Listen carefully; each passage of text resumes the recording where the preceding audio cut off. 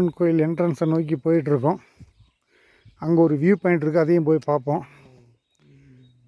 பாருங்க, சிவன் குகை, வித்தியாசமாக கோயில் இருக்குது, சூப்பர். இதெல்லாம் கண்டுகளிங்க. மூலஸ்தானத்தை வீடியோ எடுக்க அனுமதி கிடையாது. அதனால் இங்கே வெளியவே இருந்து பார்த்துட்டு போவோம். மூலஸ்தானத்தில் போய் சாமி கும்பிடுவோம்.